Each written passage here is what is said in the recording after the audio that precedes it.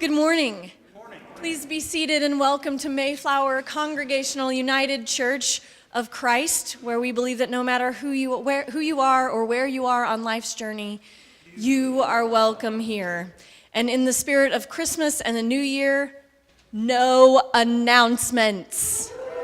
So let's stand up, move around, and pass the peace of Christ to one another.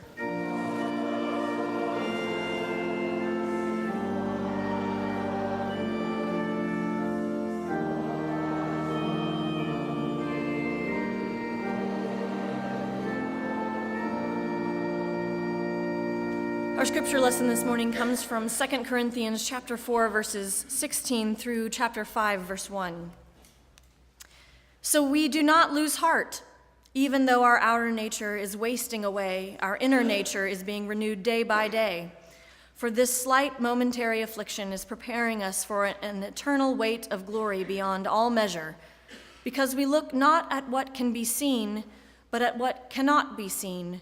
For what can be seen is temporary, but what cannot be seen is eternal. For we know that if the earthly tent we live in is destroyed, we have a building from God, a house not made with hands, eternal in the heavens.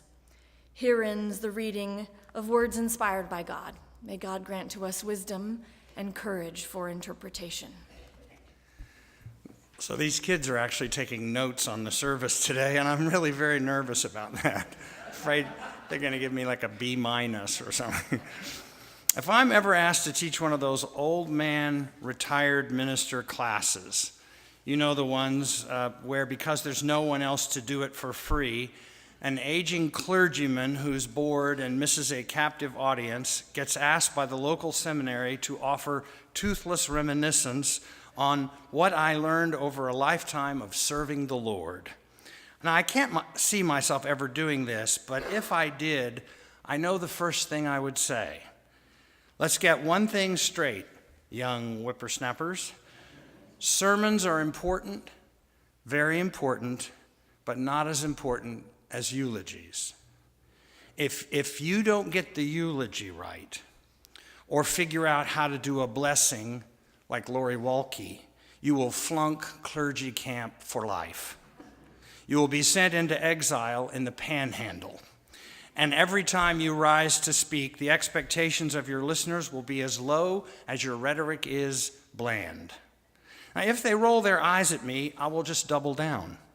The most important moment you will be given to do ministry will be the moments of joy and sorrow, especially sorrow. The joy can mostly carry itself, but you'll be expected to make the sorrow bearable. That means you will have to say what needs to be said, no more, no less, and words will both elude you and become the last best hope you have to get it right. At Mayflower, we have a particular, and some would say a peculiar, way of remembering the dead. We try to avoid vapid generalities like, he loved everyone and everyone loved him. She loved all animals and all animals loved her. He never had an unkind word to say about anyone, and no one ever said an unkind word about him. We avoid these things, in part because we've never met that person. All the people we eulogize around here are complicated, flawed, and magnificently imperfect human beings. Every single other includes every single weird other, which includes you and me. And like real life, both the sublime and the tragic are remembered here. It's not uncommon for visitors who've never experienced such funerals to be a bit unsure at first if it's okay to laugh. Yes, please do. Or if we can all acknowledge the elephant in the room. Yes, better than looking away. And then as the service goes on, this palpable relief comes over people that we are talking like grown-ups about other grown-ups. If Lori and I have heard this once, we've heard it 1,000 times. I've never really been to a service like this. It seems so they're searching for the word real. One of our traditions here is to have our own Mayflower Day of the Dead. We picked the last day of the year because it's a moment of turning. from what was to what will be, and all of us end up having to do this when it comes to the loved ones we have lost. We hold on, we let go. We let go, we hold on. Which is it? Depends on how the Spirit moves in the seasons of the Spirit. If we did not hold on, we would surrender one of the most sacred of all things, memory. And if we did not let go, we would be crushed by regret, by guilt, by loose ends that never got tied up. So let the beloved community that is Mayflower remember those we lost in 2017. I will call forward a member of the care team, which works quietly all year behind the scenes, to let members know we are thinking about them when they pass through moments of loss or uncertainty. And a candle will be lit as I share a word or two written by Lori or myself that we offered at their service. The first candle will be lit by Kay Gilchrist in memory of Dr. Lloyd Owens. Lloyd was a dermatologist who practiced for many years in Oklahoma City, and he and his wife, Mabel, were faithful members at Mayflower, especially in the early years. Sean and I knew the whole family, and we knew their struggles with a father who was both tender-hearted but also plagued by demons and a ferocious temper. It should not surprise anyone who knew Lloyd Owens that he wrote his own obituary and that he loved dogs, really loved them. Because let's face it, if you named your dogs Booger, Sophie, and Cashmere and had a portrait made of each one, you've got a dog thing going on. Lloyd supported Mabel in her art business as well as the gallery she owned for many years. He had a wicked sense of humor, was a teller of jokes, many of them risque, was a poker player, a voracious reader, and a good ballroom dancer. He planted lots of trees that are still blooming and was a fixture at the Boulevard Cafe for lunch with his doctor buddies. Rest in peace, Lloyd Owens. The next candle will be lit by Phil Douglas in memory of Roger Harris.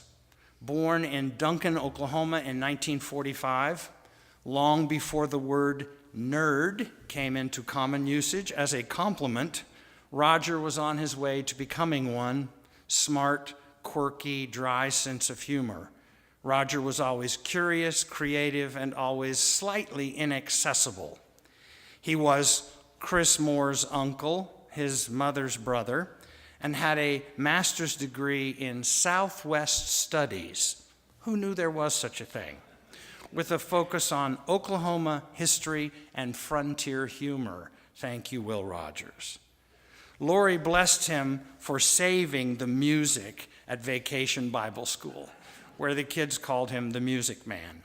He married the not shy and retiring Marie Anderson in 1969, the year of Woodstock and the moon landing, and fell in love with folk music, especially the dulcimer, which he began making in his own shop. And Chris remembers the way that shop smelled and listening to Roger tell stories. So rest in peace, Roger Harris. The next candle will be lit by Pam Westbrook in memory of John McCandless, the best-dressed man at Mayflower Church. He always wore a suit, and he always greeted me by saying, "Dr. Myers, I presume," as if perhaps I was an apparition. And I would reply, "John McCandless, I presume," as if I had only heard of this distinguished counselor at law, but here he was in the flesh. John was a close dear friend to William Carmack, my major professor at OU in graduate school, and Carmack told John once that a Democrat was in fact leading a church in Oklahoma City, and he might want to check it out. John McCandless, born 1935 and raised in the sprawling metropolis of Hobart, Oklahoma, graduated OU Law School, was a Yellow Dog Democrat, and a lover of all things crimson and cream. He found his way to Mayflower, where he met other long-suffering and lately traumatized Democrats. And I grew fond of John McCandless's candor and charm. He told me once he was a delegate to both the 1968 and 1972 Democratic National Conventions, whereupon we both started humming the Crosby, Stills, Nash & Young song, "Won't You Please Come to Chicago, or Else Join the Other Side." He was a gentleman. Rest in peace, John McCandless. The next candle will be lit by Teresa Sanders in memory of Truman Hefner. Around here, we knew Truman because we knew Vera, faithful member of the Plymouth Guild for many years. I would see Truman on occasion when he picked Vera up or came for the Harvest Home dinner. Truman was born in 1926 and grew up in Berwyn, Illinois, and served in the Air Force in World War II, part of what Tom Brokaw would call the greatest generation. The Hefners lived in our neighborhood, and I jogged past their house 1,000 times and always noticed the 1/8 scale railroad tracks that circled the yard because Truman adored trains and all things railroading. And he founded the Locomotive Operators of Central Oklahoma and a company called Cannonball to supply hobbyists with railroading equipment. He was married to Vera for 69 years. Rest in peace, Truman Hefner. The next candle will be lit by Beverly Reardon for Perry Ann Starkey. What does one say about Perry Ann and what she meant to Mayflower? I used to say when giving lectures about the underground church that I wanted to be part of a congregation where a transgender person handed out the bulletins on Sunday morning and nobody thought a thing about it, other than to say, "Thank you." And then, remembering Perry Ann, I would say, I am part of such a congregation. Lori's eulogy for Perry Ann contained the opening line of her self-composed obituary, which begins, born March 21st, 1946, Perry Foster Starkey Jr., surrendered quietly on, fill in this blank, June 28th, 2016, after a protracted struggle with truth. Like 87% of this congregation, Perry Ann had no reservations about telling the ministers not only what she thought of our preaching, but also what we should be preaching about. Neither Lori nor I had done enough preaching against drone airstrikes, she told us. It is, Perry Ann wrote, a whole new form of combat hell, this remote control killing.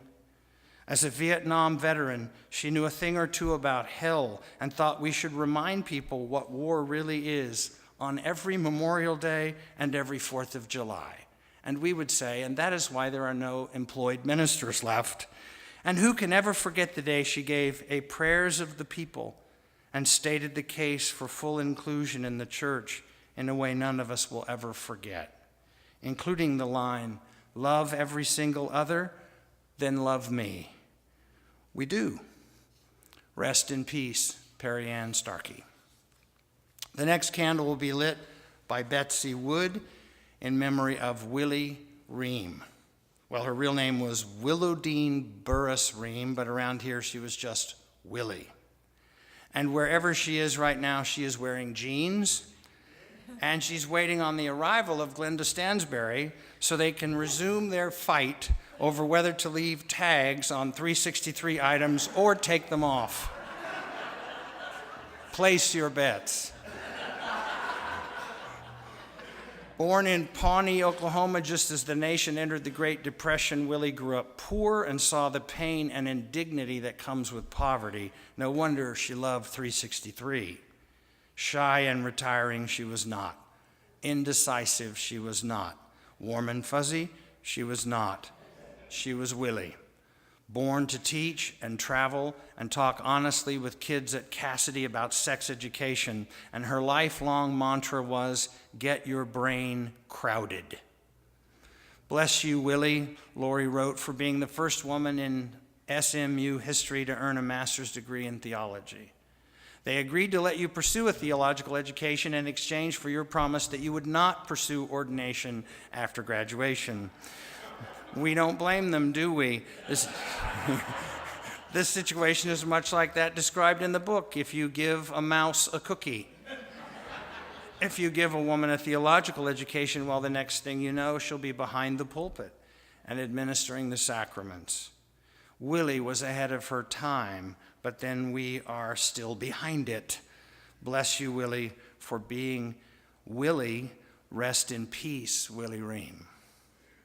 The next candle will be lit by Kay Gilchrist in memory of Philip Smith, who in the luminous web is Chris Moore's father-in-law. Philip found a spiritual home at Mayflower, and as Lori wrote in her eulogy, bless you, Philip, for your mind. A mind that was constantly churning, constantly turning things over, making connections, disassembling and reassembling, even if it meant you had something to say about everything. Everything. There was not a topic, issue, or situation about which you had no opinion. Whatever Sunday school class you attended never ever lacked for conversation. And by the way, bless you for insisting that we do something about hearing assistance devices, which you insisted we not call hearing aids. So we don't, we promise. But every time we hand one out, we think of you. Rest in peace, Philip Smith. The next candle will be lit by Beverly Reardon in memory of Lydia Pauley. Lydia and I go way back, especially around the issue of the death penalty. It's not everyone about whom I can say we were arrested together. Bless you, Lydia, for channeling the wisdom of Sister Helen Prejean, who said about people on death row, all of us are more than the worst thing we have ever done. Watching you get arrested protesting the execution of Wanda Jean Allen is one of my favorite moments in the HBO documentary.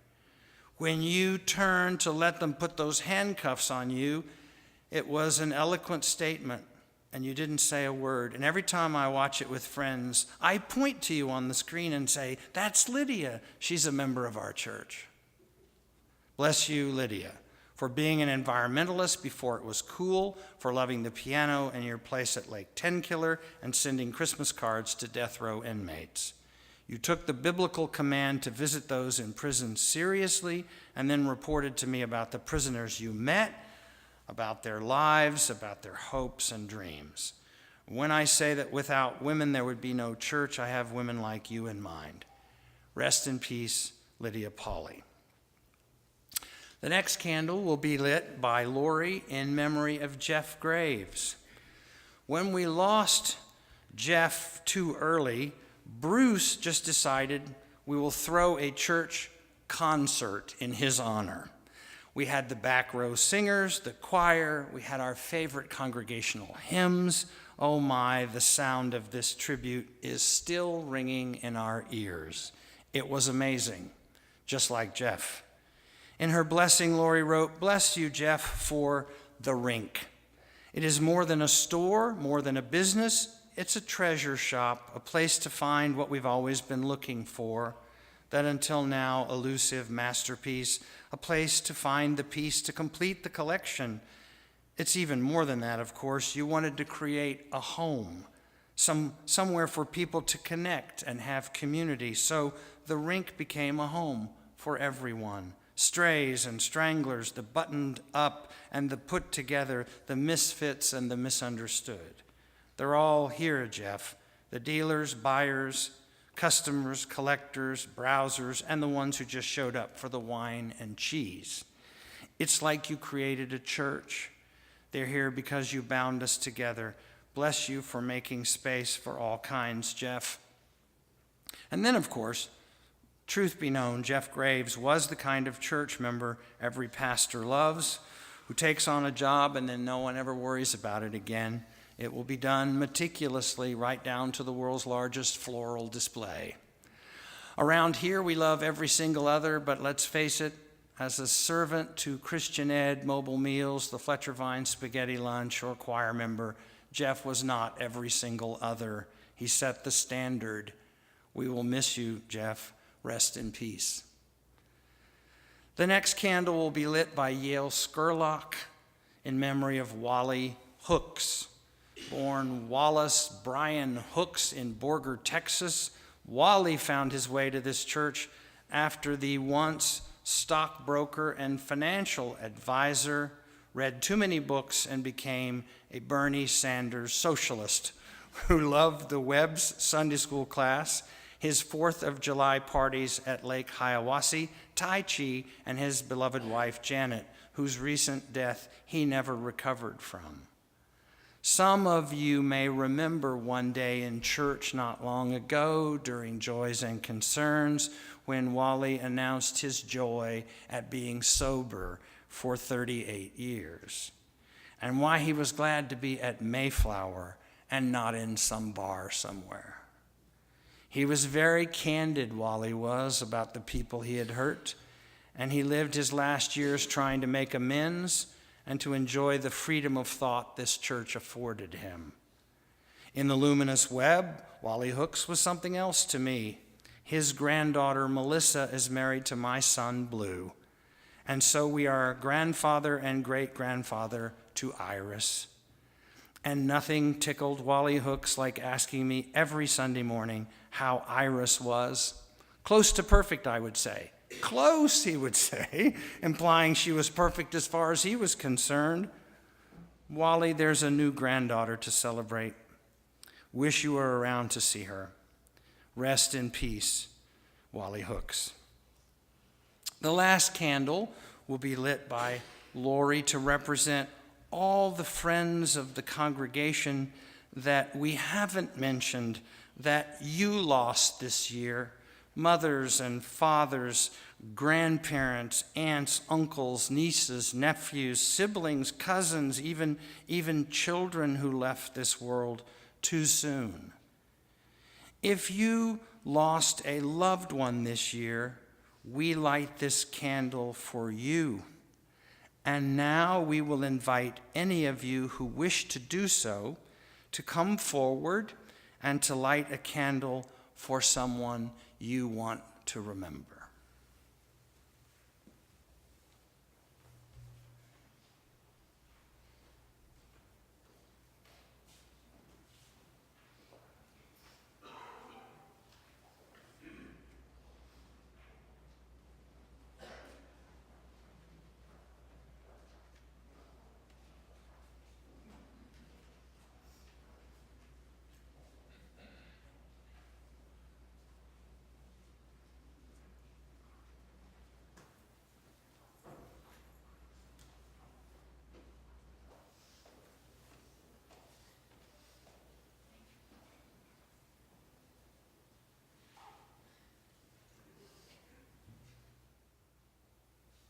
Let's bow our heads together.